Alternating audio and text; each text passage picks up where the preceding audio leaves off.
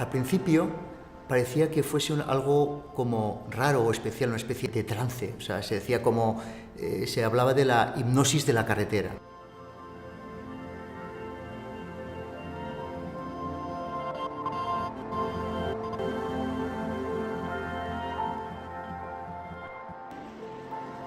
Cuando hablamos de subconsciente, se trata de una situación en la que ocurre una percepción, es decir, un sujeto vemos que ha percibido un estímulo y entonces su comportamiento se modifica o se adecua a eso, y en cambio el sujeto no percibe eso o no es consciente de que lo ha hecho. El mover esta silla de sitio, el ponerte la ropa, el calzarte, pueden ser actividades automáticas. La mayoría de las rutinas acaban siendo automáticas, excepto cuando uno hace un control consciente sobre ellas. Si no hubiese percepción subconsciente no podríamos vivir, porque en la vida diaria tenemos una infinidad de estímulos y es imposible que nosotros focalicemos la atención a cada uno de ellos.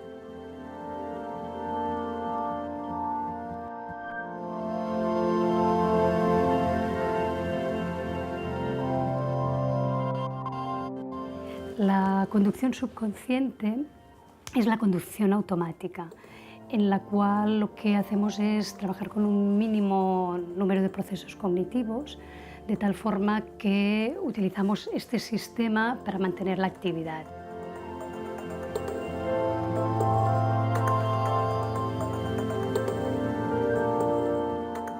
Eso es malo, ¿no? Que se ha pasado de lo que es dejar toda la atención de lo controlado, de lo consciente, a lo automático, que está dirigido por los estímulos. Conducir, realizando todas las operaciones necesarias, pero sin prestar atención, como si llevases el piloto automático puesto y pensando en otras cosas.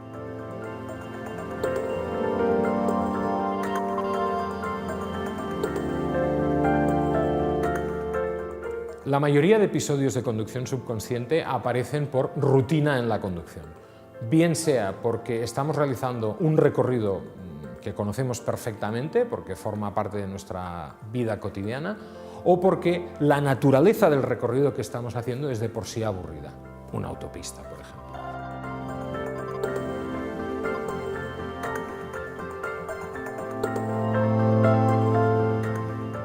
Puede haber dos factores. Uno es que haya una actividad mental que compita con la acción de conducir, y es que uno esté pensando en otras cosas. Pero por otra parte está también lo contrario, y es que si uno ha aprendido a conducir, puede pasar a hacer cosas de forma automática que alguien que no tiene esa destreza en conducir pues no lo podría hacer así. En el proceso de conducción lo que hay es un proceso dinámico en el cual el control y el automatismo van cambiando constantemente en función de los requerimientos del entorno, de tal forma que cuando uno conoce bien el espacio por el que va o lleva tiempo conduciendo, activa mecanismos automáticos que le permiten conducir pues, con los recursos mínimos. Pero cuando hay cualquier novedad, y en la conducción esto es constante, constantemente aparecen estímulos en el entorno en los cuales obligan a un control de la situación, pues que conduzcamos en una situación de peligro como la lluvia, o haya un cruce, o aparezca en la carretera cualquier objeto. Esto requiere que los mecanismos de control se activen.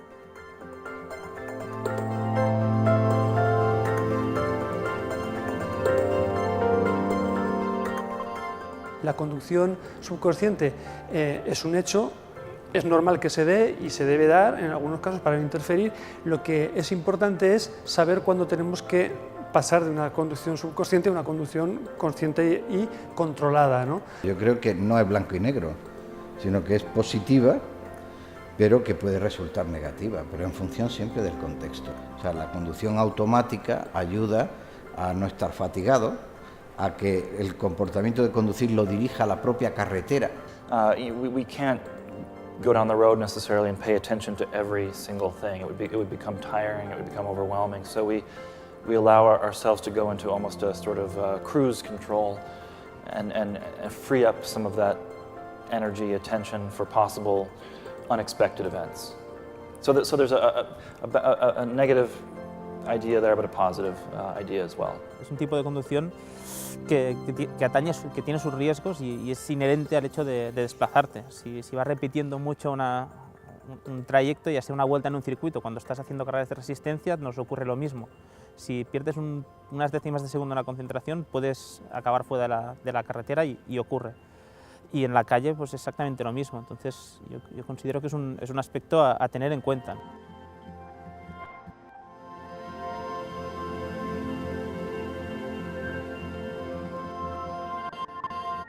La atención automática trabaja en paralelo, de tal forma que tú puedes conducir automáticamente y realizar una actividad controlada al mismo tiempo, pero es imposible realizar dos actividades que requieran a la atención controlada al mismo tiempo. De tal modo que si uno está conduciendo de una forma automática y llama por teléfono y se cruza algo en la vía, como no pueden haber dos situaciones en las cuales tú pongas la atención controlada al mismo tiempo, es cuando realmente esto puede ser un riesgo. O cuando uno va absorto en sus propios pensamientos, que también requieren control, también puede tener un riesgo. Es decir, el problema no está en conducir automáticamente, sino en no poder pasar de la conducción automática a la conducción controlada cuando es necesaria. Y cuando es necesaria, muchísimas veces, y además es impredecible.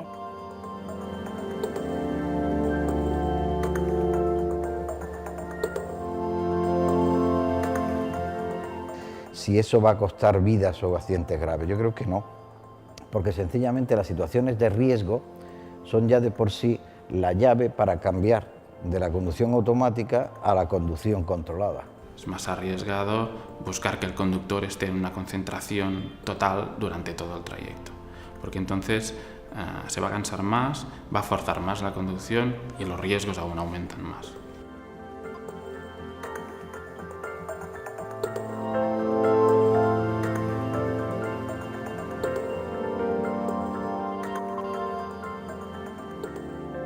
Con la fase de la encuesta tenemos declaraciones, tenemos recuerdos, tenemos lo que el conductor piensa sobre cómo afecta la conducción subconsciente a la seguridad vial, pero no tenemos lo que realmente pasa cuando existe la conducción subconsciente, y precisamente porque la conducción subconsciente se hace por debajo de la razón y por debajo del recuerdo, con lo cual es imposible que el conductor pueda responder qué le pasa exactamente en esos momentos. Es muy difícil estudiar el subconsciente porque depende, o sea, los test que se hacen en muchos casos son subjetivos, depende de que una persona responda si se ha dado cuenta de algo o no, y para responder a eso todo depende de qué umbral se exige uno para determinar si se ha dado cuenta de algo o no, y esto no es tan sencillo como parece. A partir de ahí era importante desarrollar una fase que permitiese recoger este tipo de información, y dentro del proyecto Attitudes nos atrevimos a montar un experimento que buscaba cubrir estos objetivos, cubrir el objetivo de profundizar en la realidad del suceso y en el momento que puede pasar esto, que es cuando se está conduciendo. Las gafas recogen del orden de 30 datos por segundo, con lo cual nos permite recoger cualquier mirada involuntaria, por breve que ésta sea, sobre elementos que puedan distraer o que puedan llamar la atención del usuario. Si uno mide las veces en las que uno en un circuito cerrado o cambiando señales o lo que sea ha respondido en realidad adecuadamente a las señales o a los cambios, probablemente lo habrá hecho más veces correctamente de lo que luego uno es capaz de recordar.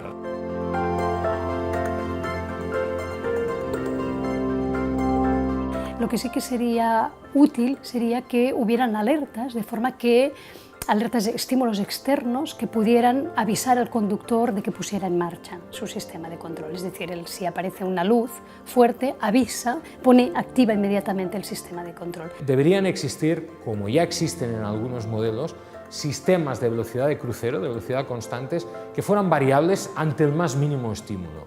porque esto obligaría al conductor a estar permanentemente en atención sobre lo que está haciendo.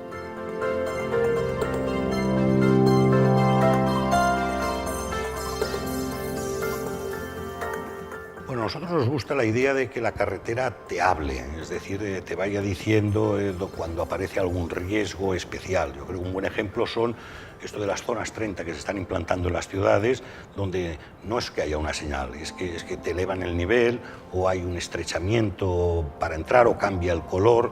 But I think technology within cars is going to provide perhaps the greatest benefit to avoiding this kind of automatic driving. For example, having sensors or cameras which could detect a certain type of eye movement that might indicate that the driver is actually not really paying attention, even though their eyes seem to be on the road.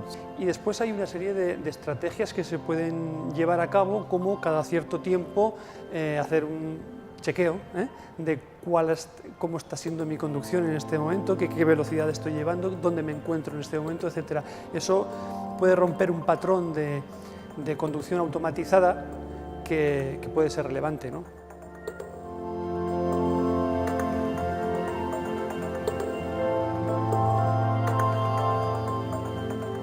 ¿Por qué uno cree que ha sido peligroso? Porque no se acuerda, ha hecho una actividad peligrosa y no se acuerda de haberla hecho. Por lo tanto, lo que se cree es que no es que se haya vuelto loco, pero que sí que ha perdido el control. O sea, que no ha controlado algo. Y la falta de control sí nos pone muy nerviosos. Esperábamos que la conducción subconsciente, como hemos dicho antes, fuese una cosa más singular. Pero enseguida que provocábamos que el conductor concentrase su mente en pensar en otra cosa, enseguida el comportamiento de su mirada cambiaba totalmente. Y era tan evidente que cambiaba y era tan clara la forma en que cambiaba que esto nos sorprendió.